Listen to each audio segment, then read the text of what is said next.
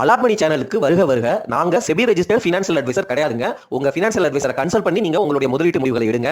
உங்களுடைய முடிவுகளுக்கு நீங்கள் மட்டுமே பொறுப்பு. இது ஒரு எஜுகேஷனல் பர்பஸுக்காக போடப்படுகின்ற வீடியோ நண்பர்களே.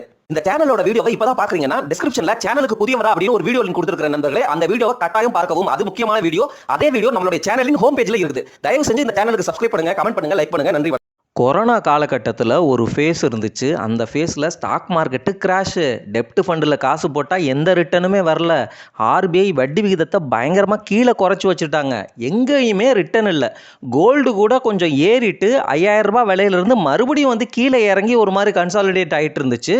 கோல்டு வேணால் கொஞ்சம் ரிட்டன் கொடுத்துச்சு அப்படிங்கிற மாதிரி பேசலாம் அல்லது சொல்லலாம் அந்த காலகட்டத்தில். அப்போ வந்து காசு இருந்தாலும் நமக்கு எமர்ஜென்சி முதலீடு பண்ண பயமாக இருந்துச்சு. எல்லா பக்கமுமே வந்து வேல்யூவேஷன் ரொம்ப சீப்பாக இருந்துச்சு. ஆனால் இப்போ இருக்கிற காலகட்டத்தில் நீங்கள் மியூச்சுவல் ஃபண்ட்ஸ் போனீங்கன்னா சார்ட் பேட்டர்னை எடுத்து பார்த்தா ஏறுமுகத்தில் இருக்குது. அவங்க வச்சிருக்கிற ஸ்டாக்குகளை உள்ளே பார்த்தா வேல்யூவேஷன் ரொம்ப காஸ்ட்லியாக இருக்குது. அப்போ அவங்க முன்னாடியே பிடிச்சிட்டாங்க அப்படிங்கிறது அர்த்தம்னு நம்ம உணர்ந்தாலும் நம்ம இப்போ காசை கொண்டு போய் அந்த மியூச்சுவல் ஃபண்டில் போட்டால் நம்ம அதிக விலைக்கு அந்த பங்குகளை வாங்குகிறோம் அப்படிங்கிறது தான் என்னுடைய புரிதல். கோல்டு பயங்கரமாக ஏறிடுச்சு. இப்போ கன்சாலிடேட் ஆகிட்டு இருக்குது. இங்கேருந்து ஏறினாலும் எவ்வளவு ரிட்டர்னை கொடுத்துட முடியும் அப்படிங்கிற கேள்வி எழுது. எஃப்டியில் பெருசாக ரிட்டர்ன் இல்லை. ரியல் எஸ்டேட்டு பயங்கர காஸ்ட்லி. நமக்கு பல்காக ஒரு இன்வெஸ்ட்மெண்ட் தேவை. அதாவது காசு இருந்தால் தான், பல்காக இருந்தால் தான் நம்ம ரியல் எஸ்டேட்லலாம் முதலீடு பண்ண முடியும். இப்படி இந்த காலகட்டத்தில் லிக்விடிட்டி அதிகமாக இருக்குது. ஆனால் எல்லா அசட் கிளாஸஸுமே வந்து விலை ரொம்ப ஓவர் வேல்யூ ஜோனில் இருக்கிறாங்க. அப்போது அலாட்மணிக்கு எங்கே முதலீடு செய்யணும் இந்த காலகட்டத்தில் அப்படின்னு பார்க்கும்பொழுது இண்டிவிஜுவலாக நல்லா உடஞ்ச நல்ல குவாலிட்டியான பங்குகள் இருக்கிறாங்களே அவங்களில் கொஞ்சம் எக்ஸ்போசர் எடுத்துக்கலாமா, அந்த தாட் ப்ராசஸ் தான் அலாட்மணிக்கு வருது.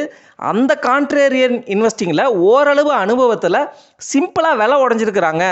இந்த ஸ்டாக்குகளை நம்ம ஃபர்தராக ரிசர்ச் பண்ணலாம் அப்படிங்கிற தாட் ப்ராசஸில் எங்களுக்கு இந்த 20 பங்குகள் ரொம்பவே கண்ணை உறுத்துது. இது இல்லாமல் நிறைய பங்குகள் இருக்குது. அதை பற்றியெல்லாம் பழைய வீடியோக்களில் பேசியிருக்கிறேன். இந்த பங்குகளில் இருந்து நமக்கு சூட்டபுளான ஒரு பங்கு கிடைக்குமா, இந்த பங்கில் இப்போ கான்ட்ரா இன்வெஸ்டிங் பண்ணோன்னா இன்னும் 10 வருஷம் கழித்து எனக்கு மிகப்பெரிய ரிட்டர்ன் கிடைக்க வாய்ப்பு இருக்குதா அப்படிங்கிற தாட் ப்ராசஸில் குயிக்காக எங்களை பொறுத்த வரைக்கும் இந்த பங்குகள்லாம் எங்களுடைய கண்ணை உறுத்துது, எங்களுடைய ரேடாருக்குள்ளே இருக்குது, நாங்கள் ரிசர்ச் பண்ண போகிறோம் அப்படிங்கிற ஸ்டாக்குகளை உங்களுக்கு இந்த வீடியோ பதிவில் ஷேர் பண்ணுறோம். ஐடிசி ரொம்ப நாளாக 400 ரூபா ஜோன்லேயே கன்சாலிடேட் ஆகிட்டு இருக்குது. பிபிஐ ரேஷியோ 25 தான். ஸ்டாக்கினுடைய ப்ரைஸ் பேட்டர்னை பார்க்கும்பொழுது 400 ஜோனில் ஒரு சப்போர்ட்டு இப்போ ரீசெண்ட் டேஸில் எடுக்குது. இங்கேருந்து விலை உடைய நம்ம ஒன்று வாங்கிட்டே போய் அக்குமுலேட் பண்ணக்கூடிய ஒரு நல்ல ஸ்டாக்காக தான் எங்களுக்கு தோணுது. நாங்கள் ஐடிசியை இந்த ப்ரைஸில் கண்ணு வச்சிருக்கிறோம். ஆனால் நாங்கள் செபி ரெஜிஸ்டர்ட் இன்வெஸ்ட்மெண்ட் அட்வைசர் கிடையாது. டிசிஎஸும் ரொம்ப நாளாக நம்ம ரொம்ப மாதமாக பேசிகிட்டு இருக்கிறோம். கான்ட்ராபெட்டுக்கு 10 வருஷத்துக்கு தேவையில்லாத காசை உள்ளே போடலாம். ஏன்னா இதெல்லாம் அற்புதமான ப்ளூ சிப் கம்பெனி. பாருங்கள் எவ்வளோ தூரம் உடஞ்சிருக்கிறாங்க அதனுடைய உச்சத்தில் இருந்து. அதனால தான் இந்த மாதிரி பங்குகளை நம்ம சாலிடாக உள்ள எடுத்து வச்சுக்கிட்டோம்னா நமக்கு டிவிடெண்டும் நல்லா வரும். ஒருவேளை கான்ட்ராபெட்டில் சக்ஸஸ் ஆச்சுன்னா நல்ல ரிட்டர்னும் கிடைக்கும். ஹெச்சிஎல் டெக்னாலஜிஸும் அதே மாதிரி ஸ்டாக்காக தான் பார்க்குறோம். ஆனால் ஒரு ஹெட் அண்ட் ஷோல்டர்ஸ் பேட்டர்ன் மாதிரி ஃபார்ம் ஆகிருக்குது. ஸோ உடஞ்சி திருப்பி வந்து 1200 ஜோனு கூட போகலாம். ஆனால் பிபிஐ ரேஷியோ 25 இருக்கிறதுனால கொஞ்சம் காஸ்ட்லியாக தெரியுது. 20 பிபிஐ ரேஷியோவுக்கு ஒட்டி வரட்டும். அடுத்த ஸ்டாக்கு இன்ஃபோசிஸ் லிமிடெட் பைபேக்கு 1800 ரூபாய்க்கு உங்ககிட்ட இருந்து திருப்பி வாங்குறாங்க. 22 பிபிஐ ரேஷியோ தான். ப்ளூ சிப்பு அற்புதமான நிறுவனம். டிசிஎஸ் இன்ஃபோசிஸ்லாம் போர்ட்ஃபோலியோவில் கண்டிப்பாக வச்சுக்கணும்னு நினைக்கிற ஒரு ஸ்டாக்கு தான். திருப்பியும் 1400 ஜோனு அதுக்கு கீழேலாம் வந்தாங்கன்னா வந்து நல்ல வேல்யூவாக இருக்கும்னு எங்களுக்கு தோணுது. அதனால் இன்ஃபோசிஸ்லையும் பயங்கரமாக கண் வச்சுக்கிட்டே இருக்கிறோம். அடுத்த பங்கு விப்ரோ. இதுவும் ஒரு ஐடி செக்டர் பங்கு தான். 19 பிபிஐ ரேஷியோவில் கிடைக்கிறாங்க. அவங்களுடைய சார்ட் ப்ரைஸ் பேட்டர்ன் பிரகாரம் பார்த்தீங்கன்னு வச்சுக்கோங்களேன், ரொம்ப நாளாக வந்து அதாவது ரொம்ப மாதமாக வந்து பெருசாக ஏறவே இல்லை. அந்த மாதிரி ஸ்டாக்கு ரொம்ப டல்லாக உங்களுக்கு இருக்கிற மாதிரி தெரியுது. ஆனால் சப்போர்ட் எடுக்கிறாங்க பாருங்கள். 250 to 200 ஜோனில் வந்து சப்போர்ட் எடுக்கிறாங்க. இந்த விலையில் வாங்கினாலும் லாங் டேர்மில் நல்ல ரிட்டர்ன் வரும் அப்படின்னு தான் தோணுது. டிடிகே பிரஸ்டீஜ் சின்ன நிறுவனம். பிபிஐ ரேஷியோ ரொம்ப காஸ்ட்லியாக இருக்கிறாங்க. ஆனால் சார்ட் ப்ரைஸ் பேட்டர்ன் பிரகாரம் பார்த்தா ரொம்ப வருஷமாக ஏறவே இல்லை. சரிங்களா, ஒரு சின்ன நிறுவனம், நல்ல நிறுவனம், ரொம்ப வருஷமாக ஏறவே இல்லை. அதனால் கான்ட்ராபெட்டு எடுத்தோன்னா நல்ல ரிட்டர்ன் வருமோ அப்படின்னு தோணுது. Castrol India again 19 PBI ratio தான். டிவிடெண்ட் ஈல்டு பாருங்கள் 4.5% கிட்ட டிவிடெண்ட் ஈல்டு. 100 ரூபாயிலேருந்து 200 ரூபா அப்படின்னு ஷார்ட் டேர்மில் ஏறி இருக்கிறாங்க விலை. ஆனாலும் இந்த விலையிலையும் வேல்யூவேஷன் நல்லா இருக்குது அப்படிங்கிற மாதிரி நமக்கு தோணுது. ஸோ நாங்கள் சொல்ல வர்ற பாயிண்ட்டு, இந்த ஸ்டாக்கெல்லாம் எங்கள் கண்ணில் இருக்குது. நாங்கள் போய் profit and loss statement, balance sheet, cash flow EPS growth, average EPS நம்ம பேசின ஃபண்டமெண்டல் அனாலிசிஸை இந்த ஸ்டாக்குக்கு அப்ளை பண்ணி அதன் பிறகு சிப் பண்ணலாமா, என்ன மாதிரி ஸ்ட்ராட்டஜி அடாப்ட் பண்ணலாம்னு யோசிப்போம். ஜைடஸ் லைஃப் சயின்சஸும் அதே மாதிரி தான் 20 பிபி ரேஷியோக்கு கீழே இருக்கிறாங்க. ஆனால் இபிஎஸ் பாருங்களேன், பீக் இபிஎஸ்ல இருக்கிறாங்க. சரிங்களா, பீக் இபிஎஸ்னால் இந்த growth-ஐ விட அதிகமாக காட்டினா தான் ஸ்டாக் விலை இன்னும் ஏறும். ஆனால் பழைய பேட்டர்ன் பிரகாரம் இடையிலலாம் உடஞ்சிருக்கிறாங்க. அப்படி உடஞ்சாங்கன்னா மறுபடியும் வந்து கீழே இறங்குவாங்க. ஆனாலும் இப்போ இருக்கிற இபிஎஸ்க்கு இந்த வேல்யூவேஷன் நல்ல வேல்யூவேஷன், கிட்டத்தட்ட 800 to 1000 ஜோனில் வந்து ஒரு மாதிரி ரேஞ்ச் பவுண்டில் சப்போர்ட் எடுக்கிறாங்களோ அப்படின்னு தோணுது. அதை விட கீழே போனாலும் ரொம்ப நல்ல வாய்ப்பு அப்படின்னு தான் தோணுது. டாக்டர் ரெட்டின்னு வரும்பொழுது ரொம்ப நாளாக பெருசாக ஏறலை. ஆனால் சார்ட் பேட்டர்ன் பிரகாரம் ரொம்ப புல் ட்ரெண்டில் இருக்கிற மாதிரி இருக்குது. ஆனால் பெருசாக ஏறலை. 1000 to 1200 ஒரு சப்போர்ட் எடுக்கிறாங்க அப்படிங்கிற மாதிரி நமக்கு தோணுது. நல்ல நிறுவனம், ப்ளூ சிப் நிறுவனம். இந்த பங்கும் வந்து ரொம்ப மாதமாகவே எங்கள் கண்ணில் இருக்குது. தமிழ்நாடு மெர்கன்டைல் பேங்க்கு 410 ரூபா 20 ரூபா யாருமே கண்டுக்கலை. இப்போ சடனாக பாருங்கள் 500 ரூபாய் கிட்ட போயிடுச்சா. இந்த பங்கில் இந்த ப்ரொமோட்டர் அந்த கேஸ் லிட்டிகேஷன் இஷ்யூ இருக்குது, அது மட்டும் சரியாயிடுச்சுன்னா இந்த பங்கெல்லாம் வந்து நல்ல பிஸ்னஸ், நல்ல பெர்ஃபார்மன்ஸை காட்டிகிட்டு இருக்கிறாங்க. நல்ல விலை ஏறும் அப்படின்னு தான் எங்களுக்கு தோணுது. ஆனால் இதெல்லாம் சின்ன பேங்க், அதை புரிஞ்சுக்கோங்க. ஏன்னா ப்ரைஸ் டு புக்கெல்லாம் ஒன்றுக்கு கீழே இருக்கிறதுனால தான் நம்ம இதை நல்ல வேல்யூவில் இருக்குன்னு பேசுகிறோம். ஏசிசி லிமிடெட் அதானி குழுமத்தில் இருக்கிற ஒரு ஸ்டாக்கு, ரொம்ப பழைய ஸ்டாக்கு. சிமெண்ட் செக்டரில் ஒரு எக்ஸ்போஷர் வேணும்னு பார்க்குறப்போ ஸ்டாக் ப்ரைஸ் பேட்டர்ன் பிரகாரம் நல்ல சப்போர்ட் ஜோனில் இருக்கிறாங்களோ அப்படின்னு தோணுது. ஆனால் அதானி குழுமத்தில் கடன் இருக்குது. இதெல்லாம் உங்களுடைய ஓன் ரிஸ்க்கு தான். எங்களுக்கு பிடிச்சிருக்கிறதுனால நாங்கள் வந்து கண்ணில் ரேடாரில் வச்சுருக்கிறோம். காட்ரேஜ் அக்ரவேட்டு பயங்கரமாக உடஞ்சி கீழே வந்துட்டுருக்குறாங்க. எம்எஸ்சிஐ இண்டெக்ஸில் ரீசெண்டாக ஆட் ஆன ஸ்டாக்கு. ஷ்ரிம்ப் பிஸ்னஸால் இம்பேக்ட் ஆகுதா? இது ஒரு அக்ரி ஸ்டாக்கு. பிஸ்னஸ் பெர்ஃபார்மன்ஸ் நல்லா இல்லை. இருந்தாலும் கோத்ரேஜ் ப்ரொமோட்டர் அப்படிங்கிறதுனால ஸ்டாக் விலை பயங்கரமாக உடஞ்சிருக்கிறதுனாலங்க நாங்கள் வந்து கண்ணில் வச்சுருக்கிறோம். காட்ரேஜ் ப்ராப்பர்ட்டிஸும் அதே மாதிரி தான். ஆனால் பிபிஐ ரேஷியோலாம் 39ன்னு காஸ்ட்லியாக தான் இருக்கிறாங்க. ரியல் எஸ்டேட் செக்டரில் ஒரு டைவர்சிஃபிகேஷன் வேணும், ஒரு நல்ல நிறுவனம் வேணும் அப்படிங்கிற மாதிரி ஆங்கிளில் யோசிக்கும் பொழுது உச்சத்துலேருந்து உடஞ்சிருக்கிறாங்க. ஒரு மாதிரி 2000க்கு கீழே சப்போர்ட் ஜோன் எடுக்கிறாங்க.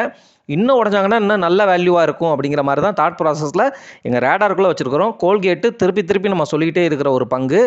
44 பிபிஐ ரேஷியோ அப்படின்னாலும் கோல்கேட்லாம் நல்ல டிவிடெண்ட் தர்ற நிறுவனம், எம்என்சி நிறுவனம், எப்பொழுதுமே காஸ்ட்லியாக தான் இருப்பாங்க. நல்லா உச்சத்துலேருந்து உடஞ்சிருக்கிறாங்க. ஸோ இங்கேருந்து ஒன்று சிப் பண்ணணும் அப்படின்னா ஒருவேளை 1500 ஜோனுக்கு போனாலும் அப்போ 2-3ன்னு அதிகமாக அக்குமுலேட் பண்ணி நல்லா ஆவரேஜ் அவுட் பண்ணிக்கலாம் அப்படிங்கிற மாதிரி தோன்ற ஸ்டாக்காக தான் எங்களுக்கு தோணுது. டாபர் இந்தியா அகைன் 50 பிபிஐ ரேஷியோனாலும் டாபர் இந்தியாலாம் ஒரு நல்ல டிஃபென்சிவ் பிளேயில் உள்ள எஃப்எம்சிஜி ஸ்டாக்கு. பாருங்கள், பல வருஷமாக பெருசாக ஏறவே இல்லை, கன்சாலிடேட் ஆகிட்டே இருக்கிறாங்க. ஸோ அவங்களுடைய பழைய பேட்டர்ன் பிரகாரம் பார்க்கும்பொழுது இந்த ஜோனில் பிடிச்சோன்னா அடுத்து அவங்களுக்கு ஒளிமயமான எதிர்காலம் திரும்பும் பொழுது நல்ல ரிட்டர்ன் நமக்கு வரும் அப்படிங்கிற மாதிரி தான் தோணுது. இதெல்லாம் காஸ்ட்லி, அந்த மாதிரி ஃபண்டமெண்டல் அனாலிசிஸ்லாம் நம்ம பண்ணணும். சிம்பிளாக ஒரு எக்ஸ்போஷர் எக்ஸ்பீரியன்ஸ் வச்சு நம்ம பேசுகிறோம். கோட்டக் மஹேந்திரா பேங்க் 2087 ரூபா அப்படின்னாலும் புக் வேல்யூ அப்படின்னு பார்க்கும்பொழுது 2.5 கிட்ட இருக்கிறாங்க. சரிங்களா, ரொம்ப வருஷமாக கன்சாலிடேட் ஆகிட்டு இருக்கிறாங்க. எஃப்ஐஎஸ்லாம் திருப்பி வந்தால் இந்த மாதிரி பங்குகளில் தான் வந்து அதிகமாக முதலீடு பண்ணுவாங்க. இந்த பங்கெல்லாம் இவ்வளவு சீப்பான வேல்யூவேஷனில் ஹிஸ்டாரிக்கலாக கிடைச்சது கிடையாது. ஆனால் சீப்பாக இருக்கிறாங்களா? கிடையாது, காஸ்ட்லியாக தான் இருக்கிறாங்க கோட்டக் மஹேந்திரா பேங்க்கு. ஹெச்டிஎஃப்சி பேங்க் லிமிட்டடும் 2.85 பேங்க் புக் வேல்யூவில் இருக்கிறாங்க. 2.5 புக்குக்கு கீழே பிடிக்கலாம் அப்படிங்கிறது தான் நம்மளுடைய ஸ்ட்ராட்டஜி. ரொம்ப வருஷமாக கன்சாலிடேட் ஆகி நம்ம தொடர்ச்சியாக அக்குமுலேட் பண்ணிகிட்டே வந்துட்டுருக்குறோம். ஸ்லோ அண்ட் ஸ்டெடியாக ஏறுறாங்க. நாட்கோ ஃபார்மா ரொம்ப வருஷமாக ஏறாத ஒரு ஸ்மால் கேப் ஃபார்மா பங்கு, நல்ல பங்கு, நல்ல பொட்டன்ஷியல் growth காட்டக்கூடிய மல்டி பேக்கராக ஆகக்கூடிய ஒரு பங்காக தான் நாங்கள் நினைக்கிறோம். நல்ல ஒரு சப்போர்ட் ஜோனில் இருக்கிறாங்க பாருங்கள். உச்சத்துலேருந்து உடஞ்சி வந்திருக்கிறாங்க. பொறுமையாக வந்து இந்த மாதிரி பங்குகள்லாம் பிடிச்சிட்டு வெயிட் பண்ணோன்னா இந்த மிக்ஸில் நம்ம ஒரு போர்ட்ஃபோலியோ பில்டு பண்ணும்பொழுது கிளிக் ஆகும் அப்படின்னு எங்களுக்கு தோணுது. ஆனால் ஃபர்தராக அனலைஸ் பண்ணணும். இப்போ இண்டஸ் டவரை வந்து நம்ம ஏன் யோசிக்கிறோன்னா பிபிஐ ரேஷியோக்காகலாம் கிடையாது. பாரதி ஏர்டெல்லினுடைய சப்சிடரி பாரதி ஏர்டெல் பயங்கரமாக ஏறி போச்சு.